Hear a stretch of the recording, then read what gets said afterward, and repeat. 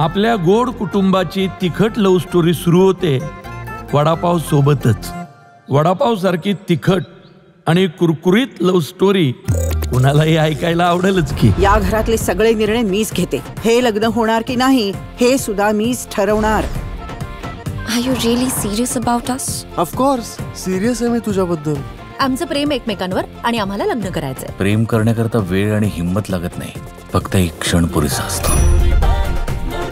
पळून जा इथून. आजचीच रात्र आहे तुझ्याकडे, मी मदत करतो तुला. तू घरात चोरी वगैरे करायला आलेली नाहीयेस ना? तुम्हाला माहितीये मी जीव देऊ शकते. आम्हीही जीव देणारीच माणसं आहोत एकमेकांसाठी. असं काय घडलंय जर तू मला सांगू शकत नाहीयेस? बाबा तुला माहिती नाही सिच्युएशन काय आहे ते. सांग ना सगळ्यांना.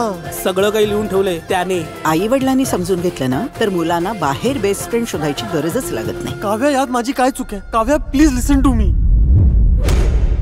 तुझ्या इतकीच मी पण शॉक्ड आहे, पण मी ब्लेम करत नाहीये ना तुला.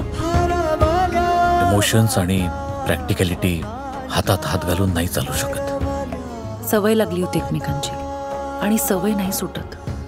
हे सगळं खोटं आहे, असं काहीही घडलेलं नाहीये.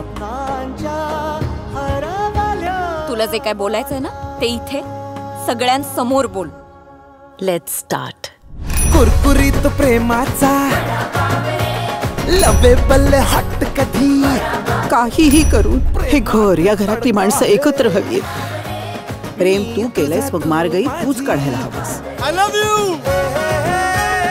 कमाल झाले थोडे. मला वडापाव खूप आवडतो. आपल्याकडे प्रत्येक बायको वटपौर्णिमेला म्हणते की वडा पाव, आणि ह्यांच्याकडे सण कुठलाही असो समोर असतो वडापाव.